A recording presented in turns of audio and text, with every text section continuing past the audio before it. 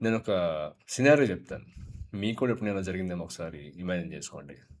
Office meeting అవుతుంది. అందరూ కూర్చొనున్నారు. మీకొక ఐడియా వచ్చింది. చెప్పారు ఇలా చేద్దాం అని చెప్పి. ఎవడో పెద్దగా రెస్పాండ్ ఇవ్వలా. అన్నారు. సర్లే చూద్దాంలే అన్నారు. వెంటనే టాపిక్ మారిపోయింది. ఒక 10 నిమిషాలు అయిన తర్వాత కరెక్ట్‌గా మీరు చెప్పిన దానికే సిమిలర్‌గా ఉన్న ఐడియా మీ టీమ్ మెంబర్ ఎవడో చెప్పాడు. చెప్పిన తర్వాత ఒక్కసారిగా అందరూ కూడా "అరెరె! భలే చెప్పావే! Super idea. సూపర్ దీన్ని ఇంప్లిమెంట్ చేద్దాం" అని చెప్పి ఒక్కసారిగా అప్లాస్. మీకనిపిస్తది ఆ మొమెంట్‌లో. కోపం గాదు గానీ, అలానే ఇన్సల్ట్ గూడా గాదు. ఏదో ఒక చిన్న ఎంప్టీ ఫీలింగ్ ఉంటుంది లోపల. అరె! నేను కూడా ఇదే గదరా జెప్పాను. అప్పుడెవడో వినలేదు అన్న క్వెషన్ ఒస్తుంది కదా! నాకు జరిగింది ఇలాగ చాలా సార్లు. నేను కూడా అనుకునేవాడిని. సర్లే వాళ్ళు ఫస్ట్ వినలేదేమో. మళ్ళా తర్వాత చెప్దాంలే అని జెప్పి. బట్ 2, 3 సార్లు జరిగిన తర్వాత అప్పుడు అర్థమైంది నాకు. అరే! ఏందిరా వీళ్ళు కావాలనే చేస్తున్నారా ఇదంతా గూడా. సో, రెస్పెక్ట్ ఎందుకు ఇవ్వడం లేదు అని జెప్పి. బట్ ఎప్పుడైతే రిపీటెడ్‌గా జరుగుతున్నప్పుడు నాకనిపించిందో, ఓహో! మనం ఈ మీటింగ్‌లో గాదు, ఎప్పుడో పోగొట్టేసుకున్నాం రెస్పెక్ట్ అని జెప్పి. సో, ఈరోజైతే మీకు లెక్చర్ ఇవ్వడానికి కాదు, కొన్ని ఎక్స్‌ప్లెయిన్ జేస్తాను మీకు. కొన్ని సినారియోస్ చెప్తాను మీకు. మీరు కూడా ఖచ్చితంగా దీన్ని ఫేస్ చేసే ఉంటారు. ఏ విధంగా మనంతట మనమే మన రెస్పెక్ట్‌ని కోల్పోతాం చిన్న చిన్న పనుల ద్వారా. సో, మార్నింగ్ మీరు ఆఫీస్‌కి వెళ్ళగానే మీకేదో వర్క్ ఉంది కూర్చున్నారు. వర్క్ చేసుకోవడానికి మీ ల్యాప్‌టాప్ ఓపెన్ చేశారు. ఇంకా కాఫీ ఏం తాగలేదు, టిఫిన్ ఏం తినలేదు. అలా కూర్చొని ఉన్నారంతే. ఒకడొచ్చాడు. "అరే! నాకు చిన్న హెల్ప్ కావాలి. ఈ ఫైల్ ఒకటి చూసి పెట్టేసేయి ఫాస్ట్‌గా. అర్జెంట్ అందరికి షేర్ చేసేయాలి దీన్ని" అని చెప్పి. మీకు ఆల్రెడీ పనుంది. మీకంటూ ఒక డెడ్‌లైన్ ఉంది. మీ మనసులో ఏదో అనిపిస్తోంది. "అరే! ఏంట్రా ఈడు ఇప్పుడు చెప్దాం వీడికి వద్దు అని చెప్పి నాకు కూడా పనుంది. వీడికి చెప్పాలి" అని చెప్పి అనిపించింది. కానీ లోపలున్నా సరే బయట మాత్రం చెప్పలేదు. సర్లే ఇవ్వండి చేస్తానని చెప్పి తీసుకున్నారు. సో, ఒకసారి ఆగండి ఇప్పుడు. ఆ సరే అన్నప్పుడు మీలో ఏదో ఒక కొంచెం డౌన్ అయినట్టు అనిపించింది కదా! చాలా చిన్నది. దాదాపుగా మీరు ఫీల్ అవ్వలేదు. బట్ లోపల అనిపించింది. ఖచ్చితంగా తెలుస్తూనే ఉంది. ఈడికి నో చెప్పి ఉండాల్సిందే అని చెప్పి. అదేంటో తెలుసా? మీకు మీరు, మీకు మీరే ఇచ్చుకున్న ఒక చిన్న లాస్. మీరు కొద్దిగా లాస్ అయ్యారక్కడ. మీరు వద్దనలేదు. అనలేకపోయారు. ఎందుకంటే వాళ్ళేమనుకుంటారు? వాళ్ళ టైం కన్నా కూడా మనకి మన ఒపీనియన్స్ అనేవి చాలా తక్కువ అనిపిస్తుంటాయనమాట. మన ఒపీనియన్ మ్యాటరే కాదసల. వాడి టైం ఇంపార్టెంట్. వాడేదో చెప్పాడు అర్జెంట్‌గా చేసేయాలి. నువ్వు అంటే మళ్ళా వాడేదో అనుకుంటాడు. సో, ఈ ఫీలింగ్ మన లోపలుంది. ఇప్పుడు ఇంకో విషయం చెప్తాను. ఇదే అసలు దెబ్బ. ఇదేంటంటే, ఆ ఫైల్ ఇచ్చిన పర్సన్ ఎవడైతే ఉన్నాడో, వాళ్ళ మనసులో గూడా ఒక చిన్నది నోటయి ఉంటుంది. అరేయ్! సర్లే వీడిని కొద్దిగా పుష్ చేస్తే వీడు పని చేస్తాడనమాట అని జెప్పి. ఒకసారి గాదు. మీరు ఎప్పుడెప్పుడైతే వాళ్ళకి యెస్ సరే నేను జేస్తాను అని జెప్పి మీ పనులు గూడా పక్కన పెట్టుకొని వాళ్ళు చెప్తున్నారో, వాళ్ళకి ఆ నోట్ అనేది చాలా డీప్‌గా రిజిస్టర్ అవుతుంటుంది. కొన్ని నెలల తర్వాత వాళ్ళు ఏం చేస్తారంటే మీ దగ్గరికొచ్చి హెల్ప్ చేస్తావా? ఈ పని చేస్తావా? అని అడగడు. ఇది చేసేయి అని జెప్పి మొహం మీద కొడతాడు. అప్పుడు మీరు అనుకుంటారు. అరేయ్! ఏంట్రా వీడు నాకసలు మినిమమ్ వాల్యూ ఇవ్వట్లేదు అని జెప్పి. సో, వాడేమి మీకు వాల్యూ ఇవ్వకపోవడం కాదు. మీరు ఫస్ట్‌లో ఏదైతే వాళ్ళకి సిగ్నల్ అనేది సెట్ చేశారో, దాని ప్రకారమే వాళ్ళు బిహేవ్ చేసుకుంటూ వెళ్తుంటారు. సో, ఇది ఖచ్చితంగా మనం ఎక్స్‌పీరియన్స్ చేసే ఉంటాం. ఇంకో సినారియోలో ఏమవుతుందంటే, మీ ఫ్రెండ్స్ అందరూ కూర్చుంటారు. ఫ్రెండ్సో, కొలీగ్సో ఏదైనా సరే కూర్చొని మాట్లాడుకుంటూ ఉంటారు. "అరేయ్! మొన్న కొత్తగా వాడు జాయిన్ అయ్యాడు గదా! వాడి వర్క్ స్టైల్ అసలు నాకు నచ్చట్లేదు. వాడేం మింగిల్ అవ్వడు ఎవరితో కూడా. ఏదో వాడు లోకల్‌లో ఉంటాడు." సంథింగ్ ఏదో అతని గురించి. అతను అక్కడ లేడు. బట్ అతని గురించి మాట్లాడుకుంటూ ఉంటారు. మీరు ఫస్ట్‌లో సైలెంట్‌గానే ఉంటారు. వింటూ ఉంటారు. బట్ 2 నిమిషాల తర్వాత మీకు కూడా అనిపిస్తుంటుంది. అవునురా! నేను కూడా అబ్జర్వ్ చేశాను. ఒకసారి ఏం జరిగిందేంటి అని చెప్పి, మీ వైపు నుంచి మీరు కూడా ఒక పాయింట్ యాడ్ చేస్తారు. అవును. ఇలా ఇలా చేస్తున్నాడని చెప్పి. ఒకసారిగా అందరూ నవ్వుతారు. మీకొక హై ఫీలొస్తుంది. అసలు అందరిని మనం నవ్వించాం గదా! అని జెప్పి. సో, ఒక ఎనర్జీ ఒస్తది ఆ టేబుల్ చుట్టూ. అంతే గదా! మీరు గూడా ఇప్పుడు ఆ గ్రూప్‌లో పార్ట్ అయ్యారు. ఆ మూమెంట్‌లో మనకు చాలా బాగా అనిపిస్తుంది. మంచి భలే చేశాంలే అని జెప్పి. ఇప్పుడు ఒక క్వెషన్ అడుగుతాను. మీకు చాలా అన్‌కంఫర్టబుల్‌గానే ఉంటుంది ఈ క్వెషన్ అడిగితే. ఇప్పుడు ఆ టేబుల్ దగ్గర కూర్చున్న వాళ్ళలో ఒకడి మనసులో ఆ మూమెంట్‌లో కనుక చిన్న డౌటొచ్చిందంటే, ఆ డౌట్ ఎలాంటిదంటే, ఈడు మనందరం ఉన్నప్పుడు వాడిక్కడ లేడు కాబట్టి వాడి గురించి మాట్లాడుతున్నాడు ఎలాగా? రేపొద్దున నేను లేనప్పుడు నా గురించి కూడా ఎవరితో అన్నా సరే ఇలా మాట్లాడతాడు గదా! అని చెప్పి ఒక డౌటొచ్చిందంటే మీరేం జేస్తారు? వాళ్ళు మీకు చెప్పరది. ఎప్పటికి చెప్పరు. కానీ ఆ రోజు నుంచి ఏమవుతుందంటే, వాడు మీకేదన్నా ఒక విషయం షేర్ చేసే ముందు, ఏదైనా చెప్పే ముందు కూడా ఒక సెకండ్ ఆలోచిస్తాడు. అంతే. అక్కడితోటే వాళ్ళకి మీ మీద ఉన్న రెస్పెక్ట్ అనేది పోతుందనమాట. ఒరేయ్! వీడితో కొద్దిగా జాగ్రత్తగా ఉండాలిరా బాబు! ఎందుకొచ్చింది వీడితోటి ప్రతి ఒక్కరితో షేర్ చేస్తుంటాడు. మనం లేనప్పుడు మాట్లాడుతుంటాడు. బ్యాక్ పిచింగ్ చేస్తుంటాడని చెప్పి రకరకాలుగా మాట్లాడుతుంటారు. సో, రెస్పెక్ట్ అనేది ఒక్కసారిగా పోదు. ఇలాంటి చిన్న చిన్న మూవ్‌మెంట్స్ ఏవైతే ఉంటాయో ఎవరికీ తెలియకుండా కొంచెం కొంచెంగా, కొంచెం కొంచెంగా అయితే పోతూ ఉంటుందనమాట. So, okay. ఇది కూడా జరిగిపోయింది. సాయంత్రం టైం అవుతుంది. మీరు లాస్ట్ వీక్‌లో ఎవరో మీకు ఫోన్ చేశారు. మీ ఫ్రెండ్ ఎవరో. ఇది నేను చాలా సార్లు చేశాను actually. I regret it. So, వాళ్ళు ఫోన్ చేసినప్పుడు మీరేమంటారంటే, "అరే! ఇప్పుడు నేను చాలా బిజీగా ఉన్నాను. రేపు ఫోన్ చేస్తాను రా. లేకపోతే ఒక 5 మినిట్స్‌లో ఫోన్ చేస్తా, 10 మినిట్స్‌లో ఫోన్ చేస్తా" అని చెప్పి చెప్తారు. కానీ ఆ 5 మినిట్స్ అనేది గాని, ఆ రేపని గాని ఎప్పటికీ రాదు. మీరు ఫోన్ చెయ్యరు. మీకు గుర్తొస్తది ఆ టైంలో. అరెరే! లాస్ట్ వీక్ ఒకడు ఫోన్ చేశాడు కదా! వాడు తిరిగి మనకు కాల్ బ్యాక్ చేయలేదని చెప్పి. మీరేమనుకుంటారు? సర్లే కదా! ఫోనే కదా! పెద్ద విషయం ఏం కాదు. రేపు చేద్దాంలే అని చెప్పి అనుకుంటాడు. ఇక్కడ మీకో విషయం చెప్పనా? అది మీకు చిన్న ఇష్యూ గానీ, అవతల పక్కోడికి కాదు. వాడికెప్పుడు గుర్తుంటుందది. ఎందుకంటే, మనుషులు మీ మీద ఒపీనియన్ ఫార్మ్ చేసుకునేది మీరు సంపాదించే డబ్బును బట్టియో, లేపోతే మీరు ఏదో పెద్ద పెద్ద పనులు చేస్తున్నారు. ఇలాంటివి మీరు చాలా స్మార్ట్‌గా ఉంటారు. డెసిషన్స్ అన్ని బా తీసుకుంటారు. అలాంటి వాటిని చూసి కాదు. మీరు చెప్పిన మాటలు, చిన్న చిన్న మాటలనేవి నిలబెట్టుకుంటారా లేదా? అలాంటివి చూసి మీ మీద ఒపీనియన్స్ అనేవి ఫార్మ్ చేసుకుంటారు. 5 నిమిషాల్లో వస్తానంటాడు. అరగంట, గంటన్నర రాడు. ఒకసారి ఆలోచించండి మీరే. రేపు పంపించేస్తానంటాడు. వారమైనా సరే చేయడు. రేపు ఇంక చేసేస్తాను వర్క్ అయిపోయిందంటాడు. వారమైనా సరే చేయడు. నేను చూసుకుంటానంటాడు అని చెప్తాడు. మర్చిపోతాడు.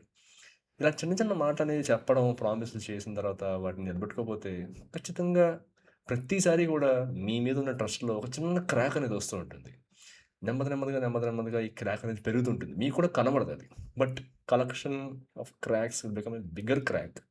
చివరగా ఏదైనా మీ వైపు ఏదైనా సీరియస్‌గా సమ్ ఇష్యూ ఉండి, వాళ్ళు ఫోన్ చేసినప్పుడు మీరు చేయాల్సొచ్చినప్పుడు, ఏదైనా పని చేయాల్సొచ్చినప్పుడు, "అరె! నిజంగా నేను చాలా ఏదో సమ్ అర్జెంట్ థింగ్‌లో ఉన్నాను. నేను చేయలేనురా" అన్నా సరే వాడు మిమ్మల్ని నమ్మడు. "ఏయ్! పోరా నువ్వు ప్రతిసారి ఇలానే అంటావు. ఏంట్రా నువ్వు" అని చెప్పి. ఇప్పుడు ఒకసారి ఆలోచించండి. ఇక్కడితో పాజ్ చేయండి ఒకసారి.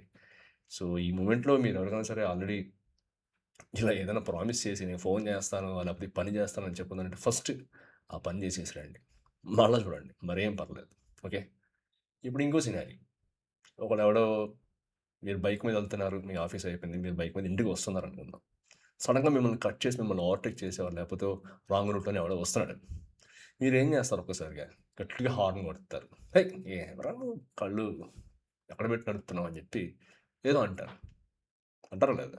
అక్కడితో ఆగిపోయిందా? లేదు కదా! వాడిని తిట్టేసారు. అదే మూడ్ తోటి మీరు ఇంటికెళ్తారు. ఇంటికెళ్ళిన తర్వాత షూస్ తీస్తుంటారు. అప్పుడు మీ అమ్మగారో, లేకపోతే మీ వైఫో, లేకపోతే మీ చిన్న పిల్లలు ఎవరో మీ దగ్గరకొచ్చి డాడీ అని చెప్పి ఏదో అంటుంటారు. వెంటనే మీకు ఒక్కసారిగా చిరెత్తుకొస్తుంటే ఎలే ఛ!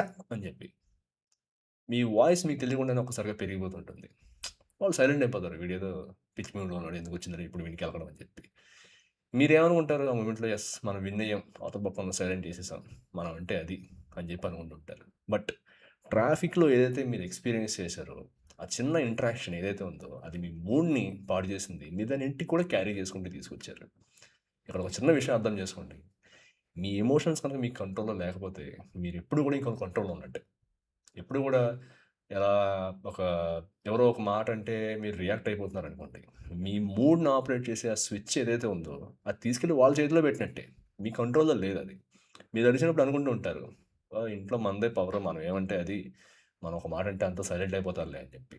బట్ అది ఆ మూమెంట్‌లో వాళ్ళు భయపడతారు తప్పితే నెమ్మదిగా మీ మీద రెస్పెక్ట్ పోతుంది.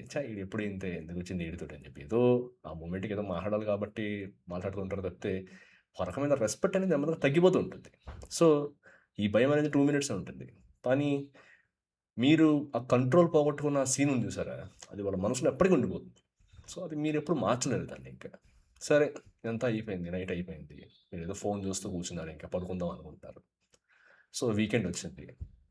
వచ్చిన వెంటనే మీ రిలేటివ్సో, మీ ఫ్రెండ్సో సంథింగ్ ఏదో ఎవడో అసలెవడో మొత్తానికి మీ ఫ్రెండ్స్ వాళ్ళెంత ఫ్రెండ్స్ అంటే, మీ ఉన్న ఫ్యామిలీని కూడా పక్కన పెట్టేసి వాళ్ళతో తిరిగేంత ఫ్రెండ్స్ అనమాట. వాళ్ళు ఫోన్ చేసి, "అరే! ఈ వీకెండ్ ఒకసారి వస్తావా? సండే వస్తావా? సాటర్‌డే వస్తావా?" అని చెప్పి. ఒకసారి ఆలోచించండి. ఇది మీ సండే. మీకు దొరికిన ఒక రోజు. లేకపోతే మీకు దొరికిన ఒక వీకెండ్. మీ ఫ్యామిలీతో మీరు స్పెండ్ చేయాలని చెప్పి ఆల్రెడీ ఏదో సంథింగ్ ప్లాన్ అనుకున్నారు. ఏదో సంథింగ్ ఏదో చేస్తున్నారు. కానీ మీరేం చేస్తున్నారు? వాడు ఫోన్ చేయగానే, వాడు మెసేజ్ చేయగానే, "ఆ! నేను వస్తున్నాను. నాకేం పనులున్నా పర్వాలేదు. నేను వచ్చేస్తున్నాను. నీ పనే నాకెక్కువ" అని చెప్పి వెంటనే వాళ్ళు రిప్లై ఇచ్చేస్తారు. అవునా కదా?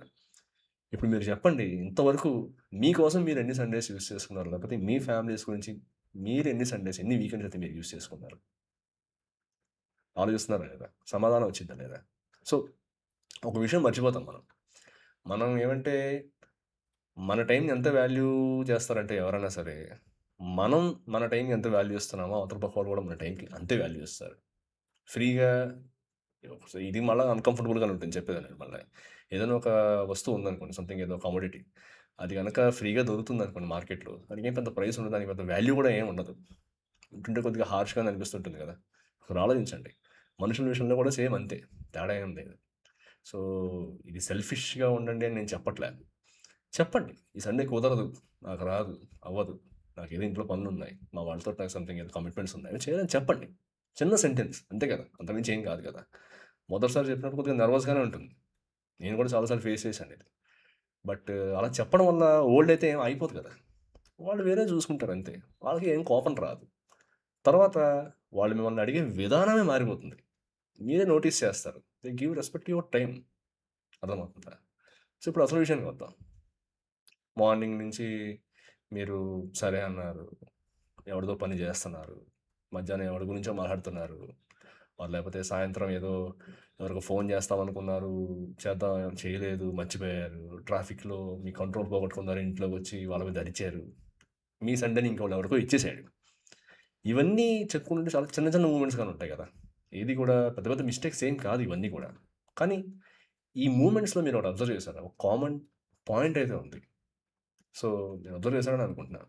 ప్రతిసారి గూడా మీరు మీ టైం కన్నా కూడా, మీకన్నా కూడా అవతల పక్క వాళ్ళ యొక్క ఒపీనియన్స్, అవతల పక్క వాళ్ళ టైం దానికి ఎక్కువ ప్రయారిటీ ఇస్తూ వస్తున్నారు. అవునా కదా? మీకెంతసేపు కూడా వాళ్ళ టైం, వాళ్ళ ఒపీనియన్స్, వాళ్ళ కన్వీనియన్స్, వాళ్ళ అప్రూవల్సే కావాలి. మీది అవసరంలా. సో, అసలు క్వెషన్ దగ్గరికి ఇప్పుడు వద్దాం. ఎందుకు? ఎందుకలా జరుగుతుంది? ఎందుకంటే మీ లోపలే ఎక్కడో చాలా డీప్‌గా ఓ బిలీఫ్ ఉంది. అదేమంటే నా టైం లేకపోతే నా నీడ్స్ అంత ఇంపార్టెంట్ కాదు అని మీకు లోపల లోపలే మీకెక్కడో ఉంది. అది తెలియకుండానే మీరు మాట్లాడే ప్రతి మాటలో కూడా బయటకొస్తూ ఉంటుంది. ఎవరైనా సరే ఒక చిన్న కాంప్లిమెంట్ ఇచ్చారనుకోండి.